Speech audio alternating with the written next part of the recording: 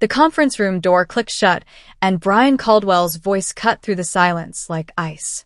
Olivia, let's be honest, you're replaceable. We can slot anyone in and the numbers will stay the same. He leaned back in his leather chair, grinning at Kyle like they'd already won. 20 faces turned to me. My hands gripped the edge of the glass table so hard my knuckles went white. I felt a sting behind my eyes, but I forced a polite smile. Inside, a small piece of me cracked. My mind raced. What just happened? The whispers behind me felt louder than Brian's words. I wanted to scream, to shout that I was the one who had built this campaign from nothing. Instead, I swallowed, nodded, and kept quiet. I had to. I couldn't let this break me, not with Lily counting on me. Every heartbeat felt heavy, and yet, somewhere beneath the fear and shame, a spark ignited. They thought I was replaceable. They were wrong. Hi, I'm Olivia Reynolds, 32. Single mom to Lily, my 8-year-old whirlwind of energy and laughter. And until 30 seconds ago, I thought I could quietly survive at Vivid Creative. Now I knew otherwise. Brian's words replayed in my head while I locked myself in the bathroom. My forehead pressed to the cold tile. I let one tear fall. I wiped it away before it left a streak, forcing myself to breathe. Bills loomed. Lily's asthma inhaler refill was due in 2 weeks. Mortgage payment in 10 days. Falling apart wasn't an option. I had to find a way to prove myself without losing control. Later, staring at my reflection in the mirror, I whispered, "They think I'm replaceable. They're wrong." And in that whisper, I found something I hadn't realized I'd been carrying all along: determination. Back at my desk, I opened a blank notebook. One line scrawled itself across the page. "They think I'm replaceable. They're wrong." I didn't rage quit. I didn't cry to HR. I started documenting every campaign note I'd ever created, methodically, quietly, making sure nothing was lost. Kyle strolled past, smirking as if he owned the place. "Need help packing?" he asked. I looked up, smiled sweetly, and said, "No thanks. I've got this." His face twitched, first tiny payoff. I realized then that the smallest moves could feel like victory if executed with precision. I went through every presentation, every deck, every client memo. Each page was a reminder of what I'd done, what I knew, and what they could never replicate. My fingers trembled, not from fear, but anticipation. For the first time in months, I felt like I had the game in my hands, and they had no idea. That night, Lily climbed into my lap while I pretended to watch cartoons. Her little hand patted my cheek. "Mommy, you look sad." I kissed her forehead and lied, "Just tired, baby." Inside, my mind was calculating. 2 more weeks of pretending, then I'd walk. But first, I had to make sure the rival agency noticed me. After she fell asleep, I opened my laptop and updated my portfolio, adding the secret strategies no one else had ever seen. Each keystroke was quiet revenge. I reviewed my past campaigns, highlighting every unique insight, every twist that had made them succeed. Sleep didn't come easily. My chest was tight, my mind racing. I imagined Brian watching Kyle fail, the shock when the rivals recognized the brilliance Vivid had overlooked. I was tired, yes, but there was a thrill in planning my silent comeback, one no one would see coming until it was too late. Brian assigned me to train Kyle on the coffee chain pitch I had originated 6 months ago. I sat beside him, explaining every detail, except the one subtle twist that made the concept a winner. Kyle scribbled notes like he already owned the idea. I smiled, calm, while my heart raced. Every withheld detail felt like a chess move, every smile a secret weapon. I watched him stumble over hypothetical questions, ignoring the ones only I could answer. Brian glanced at me from across the table, his expression smug, convinced that the transition was smooth. I played the role perfectly, the supportive colleague, patient and professional. Inside, I savored every moment, every misstep Kyle made. My mind already cataloged the unfolding chaos, knowing this would set the stage for the next move. Small, silent victories taste sweeter when they are invisible. The next day, Kyle bombed a small client call. Brian pulled me aside, hissing, "This is on you for not training him properly." I nodded, eyes down, but inside I was soaring. That night, I hit submit on my application to Eclipse Creative, the hottest rival agency in Chicago. I attached the full deck with my hidden strategy highlighted, showing exactly what made it work. Sending it felt like whispering a challenge into the universe. I felt exposed, yet empowered. The adrenaline didn't let me sleep. My brain replayed every interaction, every small insult from Brian, every smirk from Kyle. I realized I was no longer just surviving, I was preparing to rise. The first step toward undeniable revenge had been taken, and I was ready for what came next.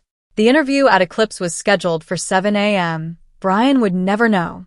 I wore my best blazer, walked in, and faced the creative director with calm confidence. Every question was a chance to shine, and I did so without bad-mouthing my old agency. "We've been chasing that coffee account for years. You really think you can crack it?" she asked, leaning forward. I met her gaze. "I already have." The room fell silent, then nodded. I felt the rush of validation, proof that my strategy was irreplaceable. Eclipse offered me the job on the spot. Relief mingled with triumph. But I didn't celebrate yet. The final move in this game was still ahead. I had learned that victory isn't loud. It's inevitable when patience, skill, and timing align. I handed in my 2-week notice the next morning. Brian laughed in my face. "You'll be back begging in a month," he said. I smiled and handed him the neatly typed letter. Kyle tried to access my old files that afternoon. Every password had been changed. I watched quietly, savoring each failed attempt. Small wins stacked into a mountain of satisfaction. I realized something essential. Power isn't about shouting. It's about preparation.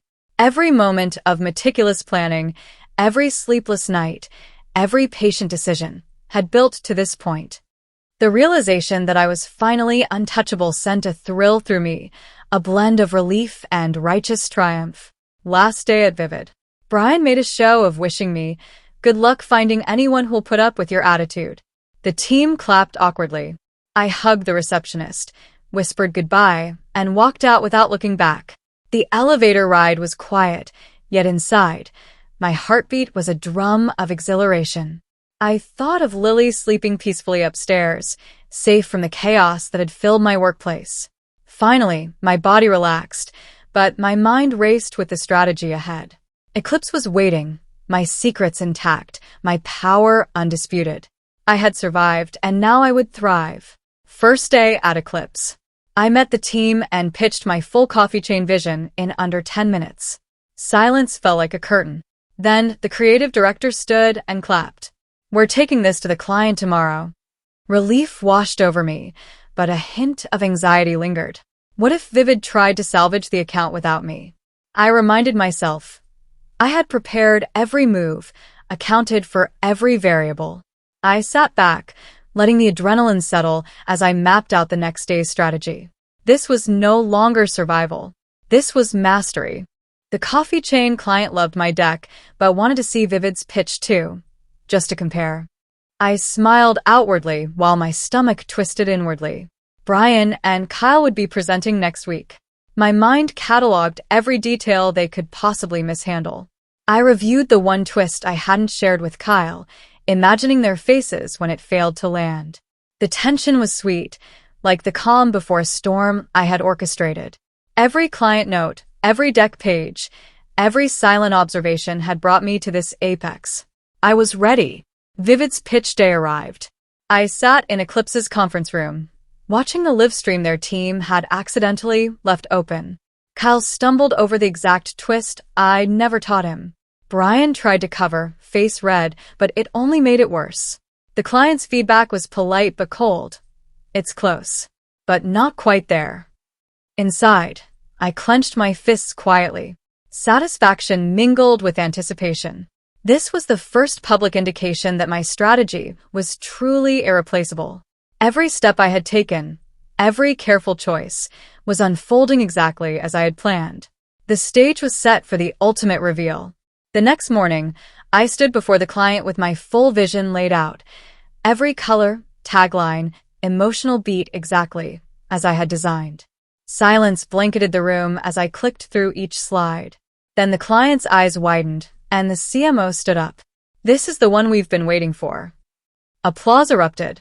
Eclipse won the account instantly. Relief and triumph surged through me. But a small voice in my head reminded me to stay cautious. Vivid wasn't gone yet. Their team would still try, still stumble, and I needed to ensure my work remained untouchable. Every late night, every withheld detail, had led to this moment.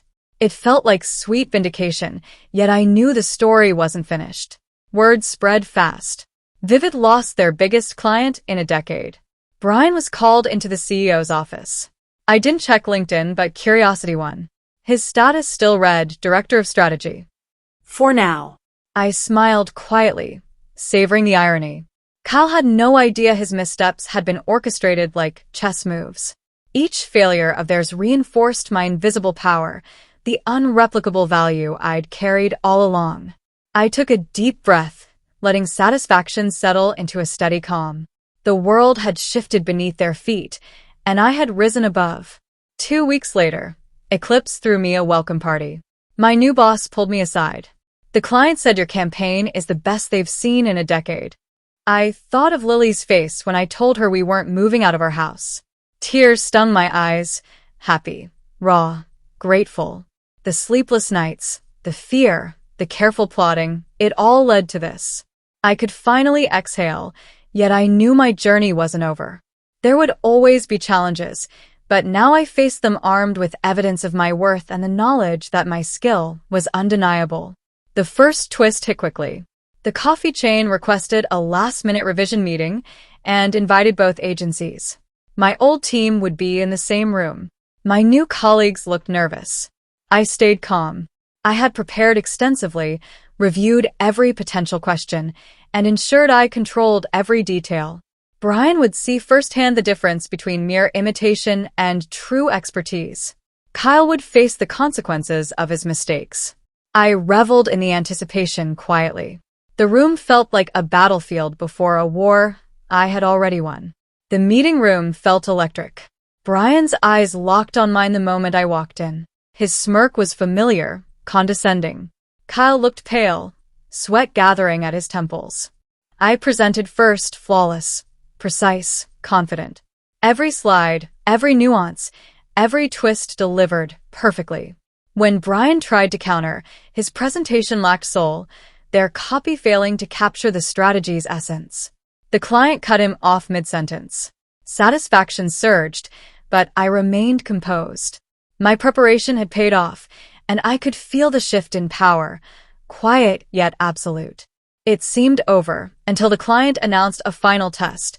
Both agencies would present once more for fairness. My stomach dropped, but my mind was ready. That night, I stayed up until 3 a.m., perfecting the final deliverable. Every detail polished, every contingency accounted for. Exhaustion tugged at me, but I felt a sense of control I hadn't known before. I knew the outcome, and I was determined to ensure no one, not Brian, not Kyle, could replicate it. This was the culmination of months of meticulous planning, and I refused to let anything derail it. Test run day arrived. Kyle presented first and froze when a question arose only I could answer. Brian tried to rescue him, but made it worse. I leaned back, calm, watching every falter.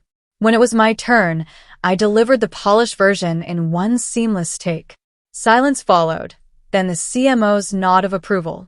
Eclipse wins. Contract signed today. Relief flooded me, but a quiet satisfaction settled deeper. This wasn't just a win. It was proof that my value is irreplaceable, that patience, skill, and precision always pay off. That night, my phone buzzed. It was my new boss. "Olivia, the client just doubled the budget because of your work." I cried in the kitchen, unashamed, letting tears fall freely. Lily ran in, hugging me. "Mommy, why are you happy crying?" I laughed through the tears, holding her close. Every sleepless night, every calculated move had led to this. I realized I had not only preserved my career, but elevated it beyond anything I had imagined. Happiness, relief, and vindication mingled in a perfect storm, leaving me more determined for what came next. The next twist came from an unexpected source. A former Vivid colleague texted, "Brian's on thin ice. CEO furious about losing the account. He's blaming everyone but himself." I didn't reply. I had nothing to say. The work itself was my statement. Yet I felt the shift. The old team's downfall had begun. My careful strategy, executed with patience, had created ripples far beyond the office. I realized then that revenge, when done with subtlety and skill, is far sweeter than any confrontation could be. 3 days later, LinkedIn blew up. Brian Caldwell, director, was stepping down to pursue new opportunities. Translation: fired. Kyle had been demoted to junior. Vivid was hemorrhaging clients, all drawn to Eclipse's brilliance. Poetic, brutal, perfect. I smiled quietly, thinking of the path that had led me here. Every sleepless night, every withheld detail, every calculated move had paid off. I had survived, risen, and claimed my place, not through shouting or sabotage, but through mastery, patience, and undeniable skill. The story shouldn't have ended there. My new boss walked into my office with papers. "The coffee chain wants you to lead their national campaign. 6 figures more. Your own team." I stared at the offer, thinking of every time Brian called me replaceable. I signed immediately. Every plan, every risk, every careful step had led to this moment. I had not just survived. I had become indispensable, leading campaigns on my terms. Lily's face flashed in my mind. We were safe, stable, and thriving. Brian made one last desperate attempt. HR sent a generic "we'd love to have you back" email. I deleted it without hesitation. Some bridges deserve to burn. That afternoon, I took Lily to the park, pushed her on the swing, and whispered, "Mommy got a better job, baby. We're staying right here." Her laughter was the sweetest reward. I realized then that true victory isn't measured by anger or revenge. It's measured by freedom, stability, and the joy of watching the people you love thrive. I had all three. So that's how the man who called me replaceable lost everything, because he couldn't replicate what I brought to the table. I didn't scream, didn't sabotage, didn't beg. I simply knew my worth and acted. Now I wake up every morning in the house I get to keep, watch Lily breathe easy with her new inhaler, and lead campaigns that make national headlines. If someone ever tells you you're replaceable, smile, document everything, and go build the life they said you couldn't have. The best revenge isn't loud. It's becoming undeniable. I am living proof.